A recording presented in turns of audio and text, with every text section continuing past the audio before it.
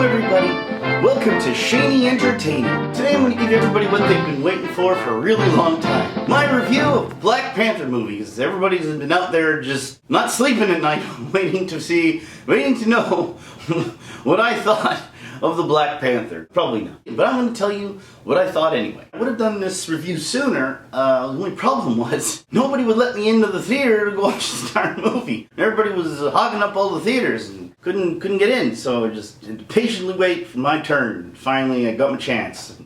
Without further ado, what did I think? Yes, well, that's the sort of pretty good movie making that I come not to expect from Hollywood anymore.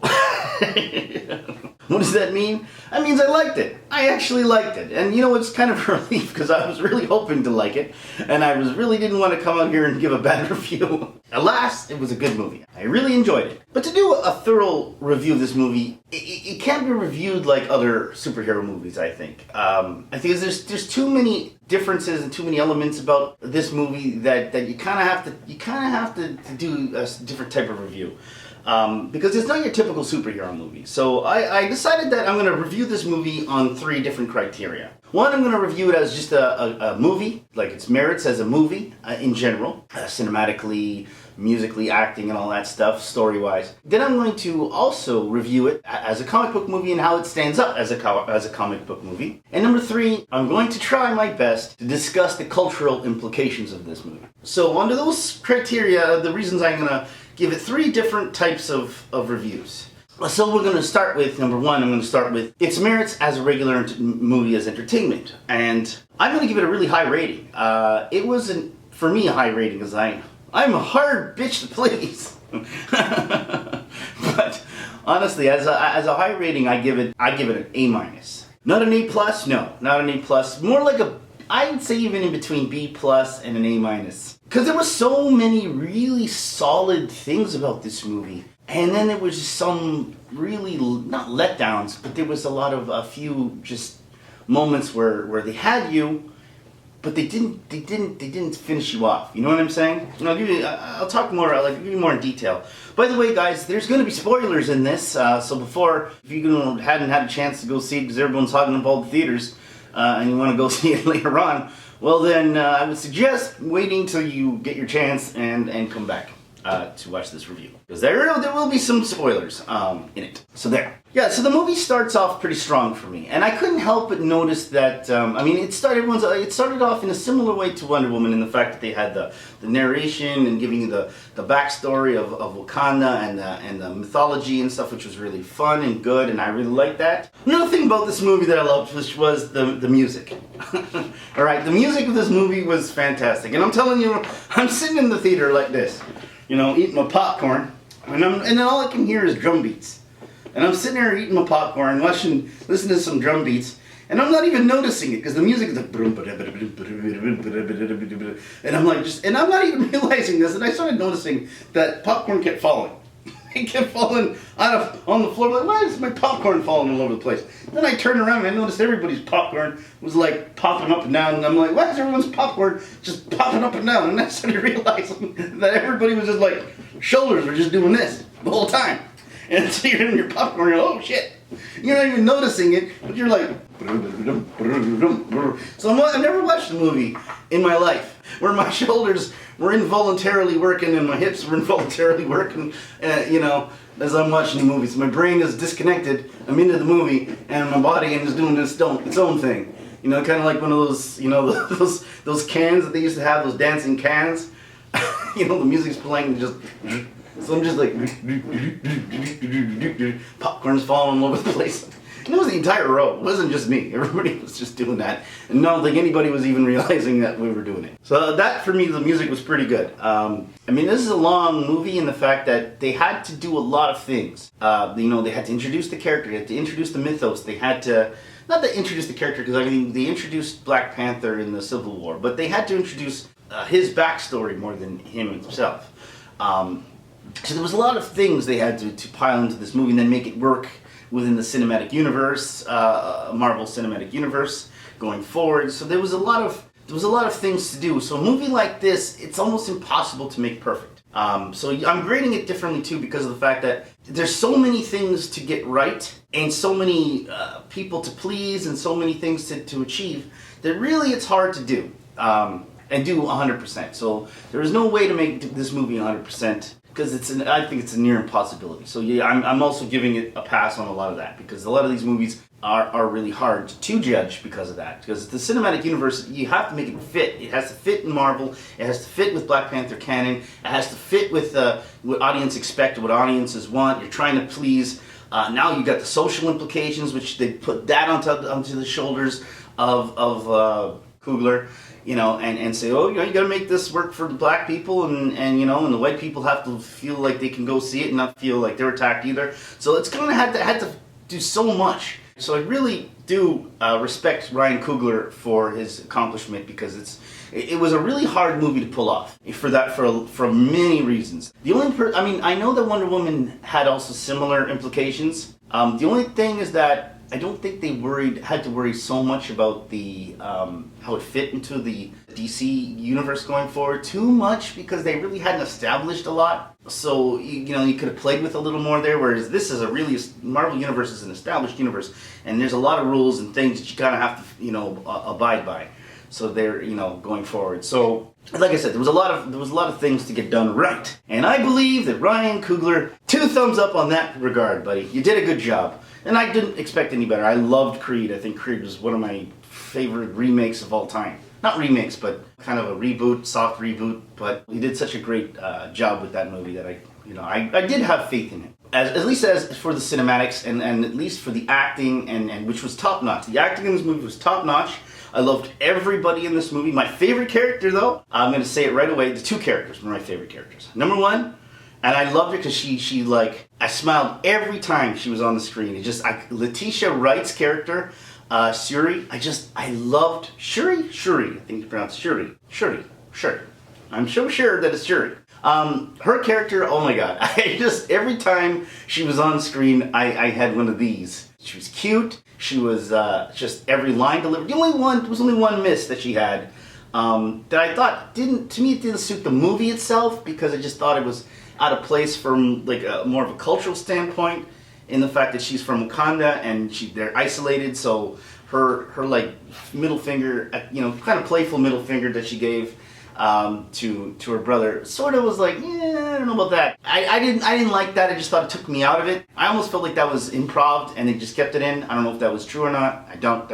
So I didn't like that. I thought that was just she probably did that as a thing and that's funny, let's keep it in. But I don't think that it suited the movie and the tone of the movie, and I don't think that was my only miss for the entire movie. Everything else I loved. Everything else she said and did was top notch. Chadwick Boseman was on point. I mean, a lot of people say, "Oh, his performance wasn't as good as Michael B. Jordan," but I'm like, it's not that his performance wasn't as good as Michael B. Jordan's, is that he didn't have as much to play with. I mean, he had to be a king with prestige and with honor and dignity, and he couldn't. I think it's a lot more fun and a lot easier in some ways to play a villain because you could use your creativity more and you can be all crazy and like Andy Serkis was and explore that side of yourself. And I think a lot of people say, oh, that was such a great performance, but I think because these are creative people in general, most actors are creative people and a lot of them are nuts like me. Trust me, go meet a few actors. They're all like me, right? I got something a little loose in here. All of them, because you have to in order to get in front, in order to be in front of a camera, and in order to be in front of people and talk, you have to have some short circuit in here, to an extent, right? So they're all creative people, and in order to give them I'm pretty sure if you give Chad Boseman the villain role, he would have done same. It would have been crazy, and kooky, and nutty, or whatever. He would have done something. He would have explored it in a much more, I think, creative manner than he was being the hero. It's like you can't judge Captain America because Captain America is such a dry character. Chris Evans, I'm talking about, he had more charisma as Johnny Blaze. I think it's Blaze or Flame. I think Blaze. I can't remember. When he was Fire Dude from Fantastic Four. And someone having a brain fart, haven't slept for a week. I've been battling the flu, so I've sort of, my brain isn't functioning quite as it should. And that's saying something.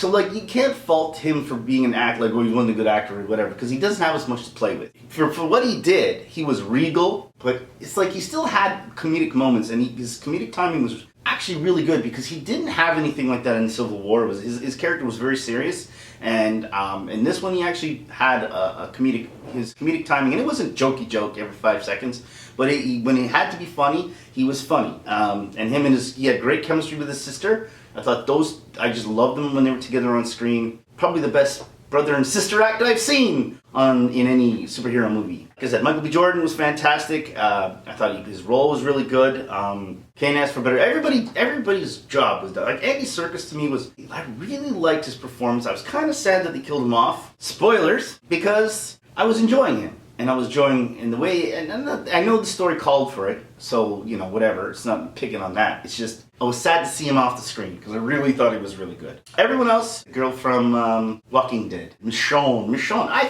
thought her scenes were really good. She probably had the best action sequences in the entire movie, way better than the Black Panther, which is one of my only major flaws with this film, is that the action sequences were done in a very, the CGI wasn't the greatest, but especially for the final sequence. The final scene, while I liked the battle, and it really reminded me of the Phantom Menace scene, that's kind of what I don't know if I'm the only one who thought that, but when the train kept coming and they were waiting and talking, I really liked those moments, and it reminded me somewhat similar to Phantom Menace, actually better than Phantom Menace, because Phantom Menace, there was no communication. They never really talked. They were just staring at each other the whole time, which was intimidating in itself. But this I liked because they had a connection. They were both cousins, and they had to, so I liked that aspect. Actually, I liked that more than the actual fighting itself. The fighting pulled me out of it because it was really bad CGI, and that was my only really big problem with that sequence. And it was dark. It was hard to see what was happening. I hate I know they darken it up because probably didn't have the money to do proper CGI or good enough CGI, so they had to hide it with dark lighting. But that's my only thing with that. The storyline was great. I loved the story. It was deep. Multiple meanings. You could take from it as you wish, depending on who you are and where you stand. Like I said, a lot of people sided with Killmonger because they felt his plight, and then a lot of people sided with Black Panther. And you're kind of not wrong either way you go, because it's an emotional response. So you kind of like, depending on what experiences you've had in your life, you're going to side with whichever you relate to the most. So there is no real wrong answer. Well, there is a wrong answer because one is a killer and a terrorist, sort of. So there is a wrong answer. But idealistically, in the ideals, it's almost like the Civil War, where you kind of in the battle go, well, I see Tony Stark's point of view. Oh, well, I see Captain America's point of view. I don't know now, It had that sort of feeling to it. The final epic battle, that was my biggest letdown in that. There was another problem, not a problem, there was another thing I wish they had done more of. I wish they had given me more of his backstory, Killmonger's backstory, because I kind of thought that he disappears out of the movie for a long time. I kind of wanted them to go into, show me the experience, as opposed to telling me, because they always tell me, oh, he suffered.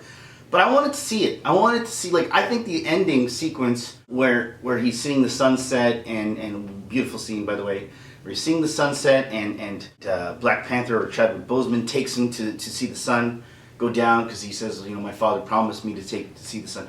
I think I would have felt more in that moment had they showed me something of his childhood and what he went through. And all I really saw was him playing basketball, and then him seeing, I feel like they kind of wussed out on that, because I think they didn't want to offend or to me. I don't know. I really wish they had gone there. I really wish they had showed at least a few scenes of his, even in the flashback or something, of him as a kid going through some traumatic experiences. Because at this point, it was kind of like, oh, I hate everybody and I hate everything, but it was hard to sympathize to an extent, because I didn't know. First of all, he says he went to MIT, I think. He's well trained. He seems to have gotten along fine. He's built. He doesn't seem to be a guy who didn't persevere through it and come out a better person. He could have come out a better person. Instead, he's just sort of, without explanation, other than he was left alone and betrayed, which are severe reasons for sure.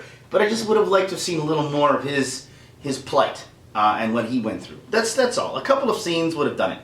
I thought the moment when Miss Shawn's character and she had to.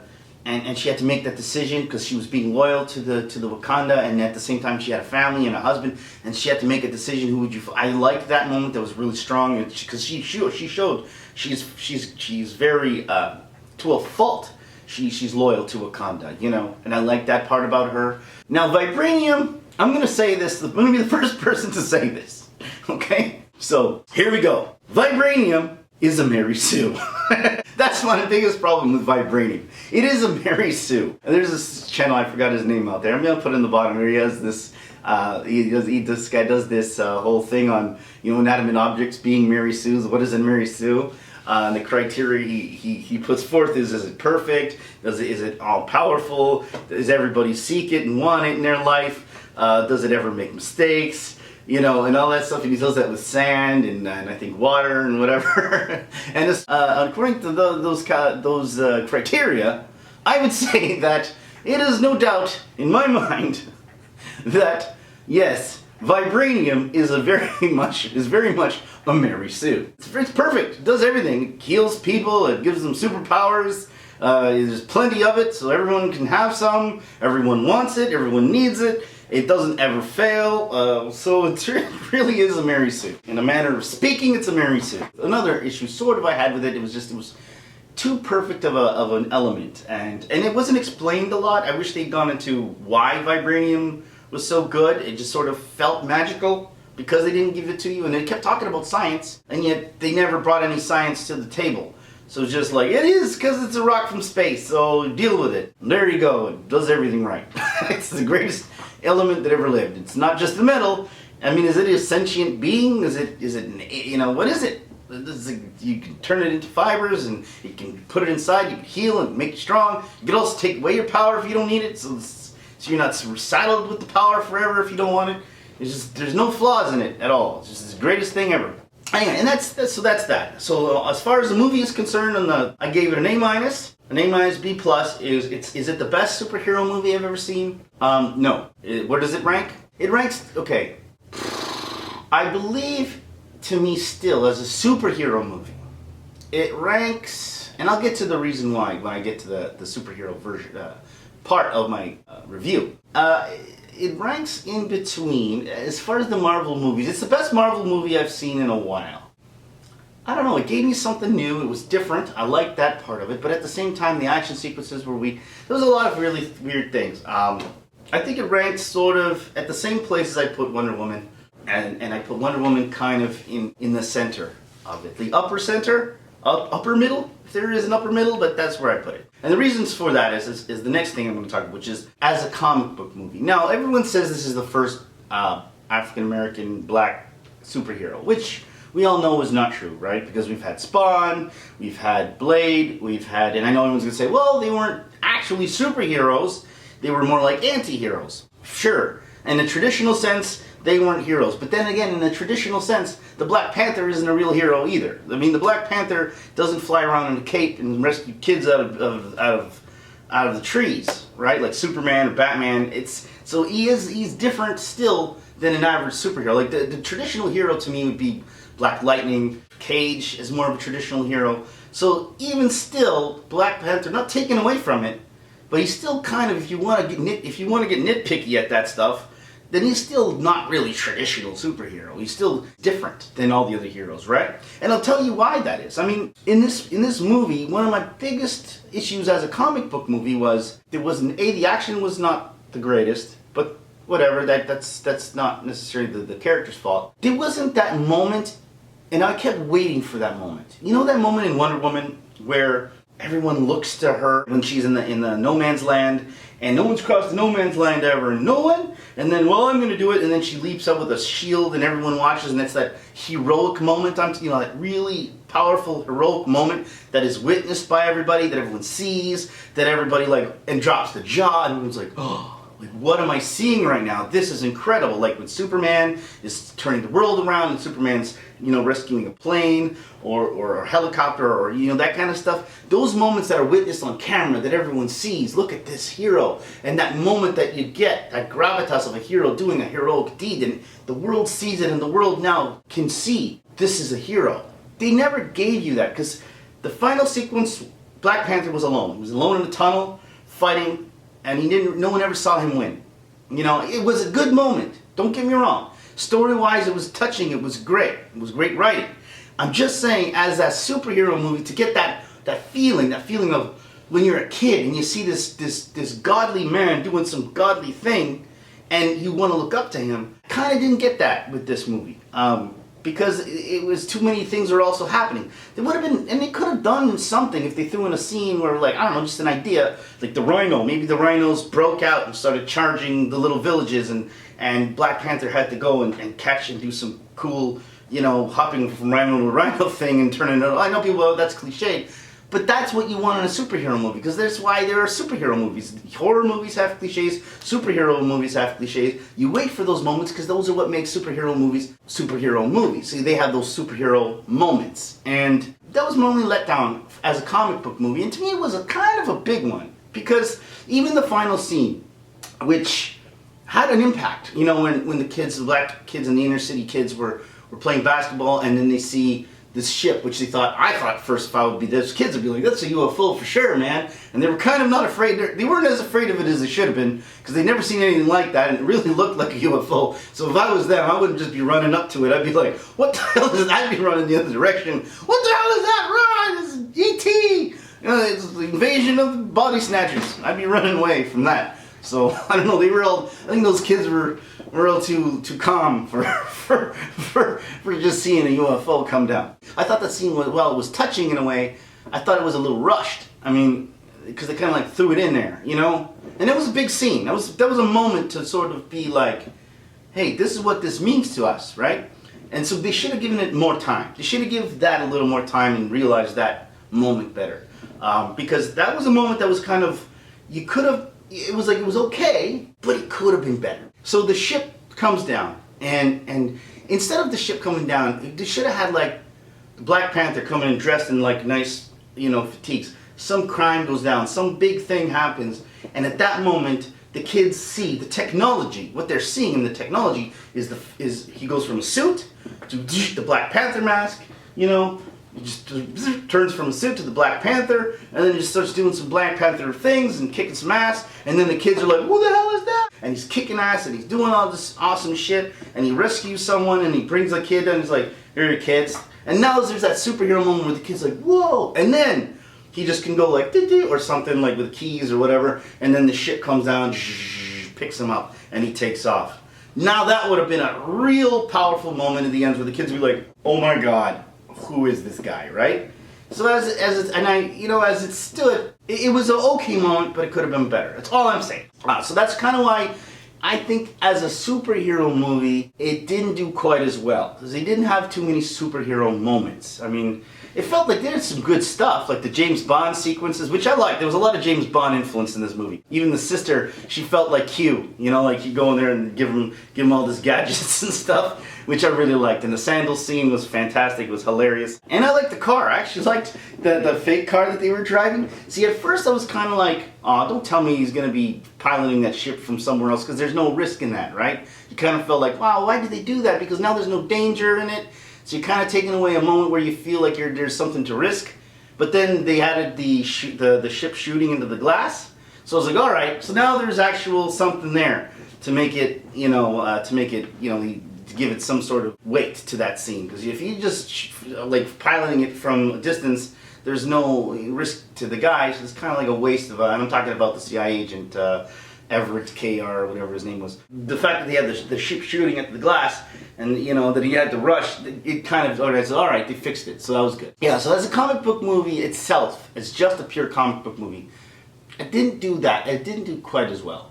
See, as I'm talking about black superheroes, I mean, I was a freaking huge Spawn fan. You understand? I collect every comic book, and I always thought of him as a superhero. I know he had a different storyline in the fact that he was kicked out of hell. He escaped from hell, not allowed into heaven, so it was kind of heaven and hell were kind of after him. Spawn was a great hero because the actual hell, like literal hell that he had to go through to take care of his family, because that was his whole thing. He wanted to take care of his family, and then he found out that his wife was with another man, and I just loved it. It was such a great storyline, and I mean, maybe because his face is mangled, I don't know. I just feel like that Spawn doesn't get enough respect. That's just my personal opinion. I've always really liked Spawn, and I don't think he gets enough respect as a hero. And I'm telling you, I could show you, I have like a zillion figures of Spawn and comics. I was, in the 90s, I was a Spawnaholic. I loved Spawn. It was one of my favorite heroes, and his cape was fantastic. And he was a different type of hero. And that's the only thing. I mean, to say he's not a hero kind of bothers me because I liked him so much. And it's a personal matter. Because I really love Spawn. I think he was one of my favorite heroes, especially in the 90s. I can show you boxes of comics that I have of him. And you know, the movie was, but, you know, it was still a great character. So that's my only thing. I kind of think he gets a little bit maligned by people. They don't give him his respect, man. So there's that. And now my last one I'm going to talk about, guys. The cultural implications of this movie. And now, as a white guy, I don't believe I have a right to speak on how it feels, obviously, to be a black guy watching this movie. So I'm not going to talk about that. Nor will I talk about the cultural implications on different people. Because African people, Jamaican people, people from St. Lucia and the island people, people from Oakland, the people from California, and black people from New York all have different experiences. And even Canada, where I'm from, black people are completely different. So you cannot say, oh, this is going to have the same impact abroad that it does. So I don't think anyone can speak for anyone's importance of any movie, especially this one, because everyone's own personalities and own life experiences are gonna make and change how they perceive anything. And, you know, so somebody who's right wing is going to be like, right, you know, far right or whatever. They're going to be like, oh, this is a movie about, you know, seclusion and building up walls. And someone who's on the left will say, oh, what are you talking about? Yeah, that's how it started off, but they learned a lesson and now it's about something else. It was more about including the world in the universe, and it was about sharing, and it's about why doesn't Africans help out Africans? Why don't black people help out black people? How come, you know, that white people mistreating black people for generations, or the colonists are screwing up the world, you know, have screwed up countries in the past and left them in ruins. You know, there was so much to it. And if you wanted to, you could take any piece and make that about what it is, right? Because that's what good movies are like, too. Good movies do that. Good movies can make you think in multiple different directions, and this one has that ability. So I'm not going to speak to that, because there's so many cultural implications in it. All I'm going to speak about is my own implication. And take this for what it's worth. All I can say to this is, as a white kid growing up, had the Black Panther came out when I was a child, I would have bought this toy. Which I did buy this toy. I bought this toy for the Civil War. Aside from Spider-Man, I think Black Panther has the biggest kick-ass costume there is. I love anything cat. Well, Batman too. So it's Batman, Spider-Man, Spawn, and notice 2 black characters on that list, and him have the most badass. I love anything cat, so that's just for me. I love Panthro and the Thundercats, and well, Lionel was my favorite, but that's because he had the cool sword, but he kind of looked like Ronald McDonald. Panthro was the coolest looking of the bunch. As a kid, I would have bought the costume. I would have gone as Black Panther for Halloween. I would be playing around in the house and with the costume, with the black mask costume on and the claws and everything, jumping from couch to couch, going, I am Shane from Wakanda. And I would have been jumping from couch to couch, clawing at the cats and jumping around, kicking the air, invisible air, doing some gymnastics. And my parents, you know, probably would punish me because I'm jumping and ruining all the furniture. But I would have been the Black Panther when I was a kid. So take that for what it's worth. Culturally, that's what it means to me, as from my perspective, because that's all I can judge for something. And I think back as a kid, and I didn't have a lot of that. I mean, what were the black characters when I was a kid? I mean, you had the Super Friends, they had Cyborg, but I didn't like him too much. He kind of was the weirdest looking of all the bunch. I didn't really relate to him too much. Who else was there? There really wasn't anything I could say when I was a kid. JYD, the Junkyard Dog I loved from wrestling. Axel Foley, one of my favorite characters in any movie. Kiss my ears. I was actually kind of hoping that Eddie Murphy would appear in one of these scenes. You know, somebody would have come on and say, I would have liked to see Eddie Murphy go, kiss my ears. It would have been great to have Eddie Murphy come out in this movie. But because a lot of it did remind me of Coming to America. Obviously for the African, influences in this movie. But yeah, so I can't think of one superhero black superheroes or character, other than maybe Panthro, and this because the voice actor was black, and other than Panthro, it was really hardly anything that I could do, and it wouldn't matter to me. I was a kid. Nobody cared about color.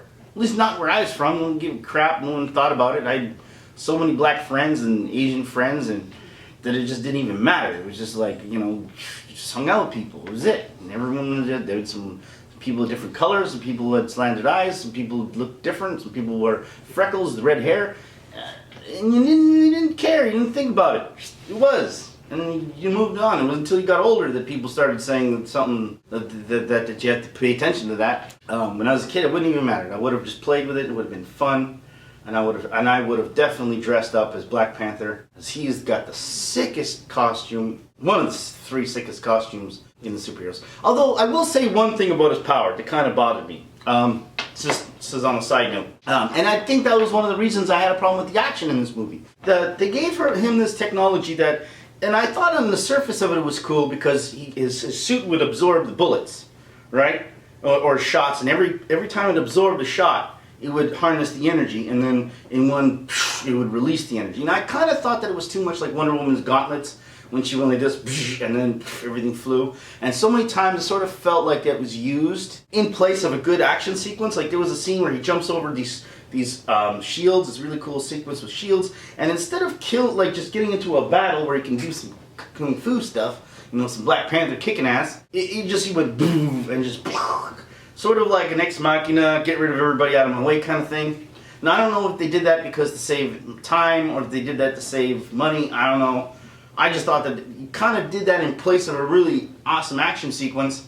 I wish they had done just the action sequence, because not that they couldn't have that power, just it was overused. I thought that they used it too often. And sometimes he would even use it when he didn't even get shot. Like he just came out of a coma and was finally, you know, when you first see him, he hadn't shot anybody or fought anybody up to that point. So his suit wouldn't have absorbed any power, and yet he still had the power to blow everything away. I just felt like the science was kind of, you know, sometimes it made sense, sometimes it didn't. Basically what I'm saying is I hope in the next movie or in the Infinity Wars they take that sort of power and lessen it a little bit, just because it's getting in the way of a cool action sequence.